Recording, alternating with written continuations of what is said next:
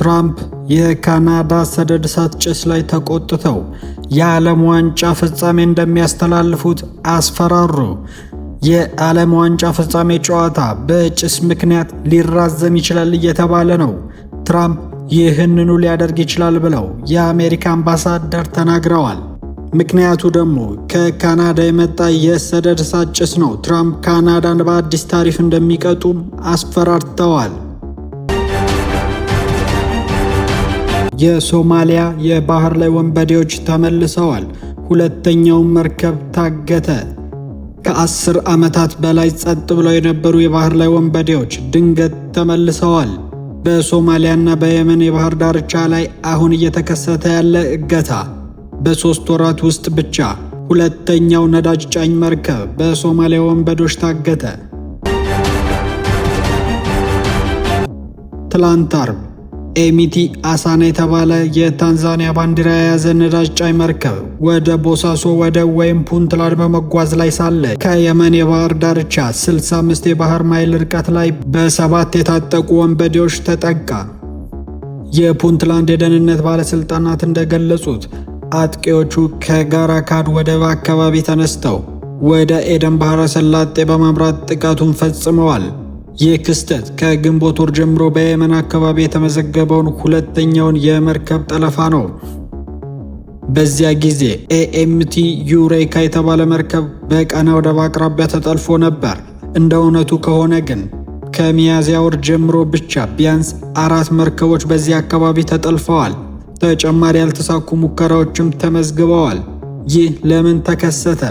የህንድ ውቅያኖስ በአውሮፓ ህብረት የባህር ኃይል በጥብቅ ይጠበቃል። የኤደን ባህረ ሰላጤ ግን ባነሰ ጥበቃ ይታወቃል። ይህም ወንበዴዎቹ ወደዚያ አካባቢ እንዲዞሩ ምክንያት ሆኗል። ይህ ደግሞ በአጋጣሚ አይደለም። የጸረ ወንበዴ የባህር ኃይል ጥበቃዎች ትኩረታቸው ወደ ቀይ ባህር በሁቲ ታጣቂዎች ስጋት ምክንያት ስላዞሩ ሶማሊያ አካባቢ ክፍተት ተፈጥሯል። ከ2005 እስከ 2012 ባሉት ዓመታት የሶማሊያ ወንበዴዎች ከ1000 በላይ ጥቃቶችን ፈጽመዋል። ወደ $400 ሚሊዮን ገንዘብ ሰብስበውም ነበር። ይህም ዓለም አቀፍ የባህር ኃይል ርብርብ እንዲፈጥር አድርጓል።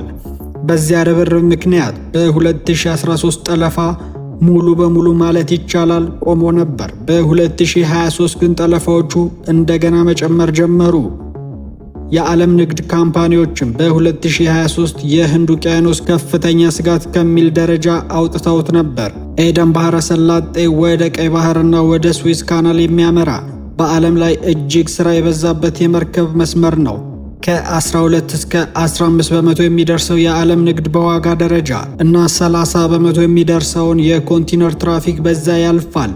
የግብፅ ውጭ ጉዳይ ሚኒስቴር በሜይ ወር ላይ በሶማሊያ ውሃ ውስጥ የታገተውን ኤኤምቲ ዩሬካ መርከብ ውስጥ የነበሩ የግብፅ መርከበኞችን ነፃ ለማውጣት በሞቃዲሾና በሪያድ በሚገኙ ኤምባሲዎቿ በኩል ጥረት እያደረገች መሆኑን ገልጻለች።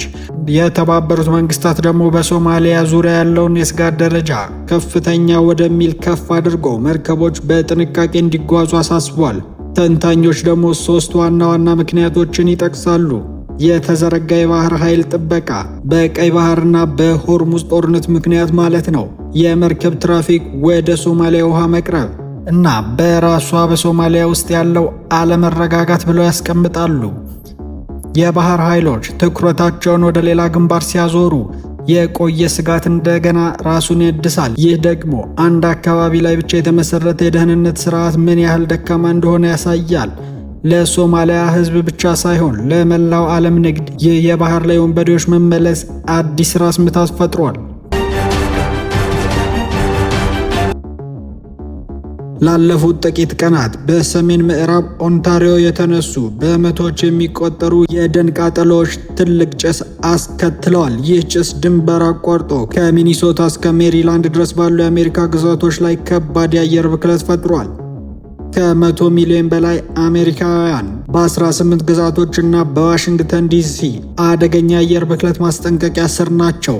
ሚኒያፖሊስ፣ ቺካጎ፣ ዲትሮይት፣ ክሊቭላንድ፣ ፊላደልፊያ እና ኒውዮርክ ከተሞች ሁሉ በጭስ ተውጠዋል። ትራምፕ በሶሻል ትሩዝ ገጹ ላይ ጠንካራ ቃላት ተጠቅመዋል። ካናዳ ደኖቿንና ቁጥቋጦዎቿን በአግባቡ ስላልያዘች አሜሪካ ያላግባብ በቆሻሻ በተበከለና ጤናማ ባልሆነ አየር እየተወረረች ነው ሲሉ ጻፉ። ይህ ሆን ተብሎ የተደረገ ቸልተኝነት ነው። በየዓመቱ የሚደጋገም ክስተት እየሆነም ነው። አሜሪካን ቢሊዮን ዶላሮች እያስከፈለ ነው። የዚህ ብክለት ወጪ ካናዳ አሁን በምትከፍለው ታሪፍ ላይ መጨመር አለበት ሲሉ አክለዋል። ትራምፕ ከካናዳ ጠቅላይ ሚኒስቴር ማርክ ካርኒ ጋር በስልክ ተነጋግረው ስለ ጉዳዩ ምን እንደሚያደርጉ ለማወቅ እንደሚፈልጉ ገልጸዋል። የኦንታሪዮ ገዢ ዳግ ፎርድ ግን በምላሹ ካናዳ ላለፉት ጊዜያት አሜሪካ በተፈጥሮ አደጋ ስትመታ ድጋፍ ስትሰጥ ነበር፣ ከማጉረምረም ፋንታ እርዳታ ብትልኩልን ይሻላል ሲሉ ምላሽ ሰጥተዋል። ይህ ውዝግብ የተፈጠረው በስፔንና በአርጀንቲና መካከል የዓለም ዋንጫ ፍጻሜ ጨዋታው በኒው ጀርዚ በሚገኝ ሜት ላይፍ ስታዲየም ሊካሄድ ገና 2 ቀናት ብቻ በቀሩት ወቅት ነው። የአሜሪካ ካናዳ አምባሳደር ፒት ሆክስትራ ለግሎባል ኒውስ በሰጡት ልዩ ቃለ ምልልስ ብክለቱ ለተጫዋቾችም ሆነ ለደጋፊዎች አደገኛ ከሆነ ጨዋታው እንዲራዘም ከሁሉ በፊት የሚናገረው የአሜሪካ ፕሬዝዳንት ራሱ ይሆናል ብለዋል። የዓለም ሕዝቦችን ጤናና ደህንነት አደጋ ላይ የሚጥል ሁኔታ ውስጥ ጨዋታው አይደረግም ሲሉም አምባሳደሩ አክለዋል። ከፊፋ ጋርም ስለ አየር ብክለቱም ውይይት እየተደረገ መሆኑን ገልጸዋል። ትላንት ሐሙስ በአየር ብክለት ክብደት የተነሳ ኤምኤልኤስ በቺካጎ ሶልደር ፊልድ ሊደረግ የነበረው የቺካጎ ፋየር ቫንኩቨር ጨዋታ አራዝሟል። ፊፋ ግን እስካሁን ጨዋታውን የማራዘም እቅድ እንደሌለውም ገልጿል። ነገር ግን የነጩ ቤተ መንግስት ተወካዮች ከፊፋ ፕሬዝዳንት ጂያኒ ኢንፋንቲኖ ጋር ስለ ጤና ስጋቱ ለመወያየት እየተዘጋጁ ነው። ይህ ውዝግብ በሁለቱ ሀገራት መካከል ያለውን ውጥረት አባብሶታል። ጠቅላይ ፍርድ ቤት ትራምፕ የአስቸኳይ ጊዜ ስልጣኑን ተጠቅሞ ታሪፍ መጫን እንደማይችል ከወሰነ በኋላ አስተዳደሩ ሌላ የህግ አግባብ ተጠቅሞ ታሪፍ ለመመለስ እየሰራ ነው። የካናዳ ደን በራሱ ቢቃጠልም ጭሱ ድንበር አያውቅም። ትራምፕ ይህንን የተፈጥሮ አደጋ ወደ ንግድ ውዝግብ ሲቀይሩ የተፈጥሮ አደጋን በፖለቲካዊ ትርፍ ማግኛነት ጥቅም ላይ ሲውል እውነተኛ መፍትሄ ይመጣል ወይስ ትብብር ይጠፋል?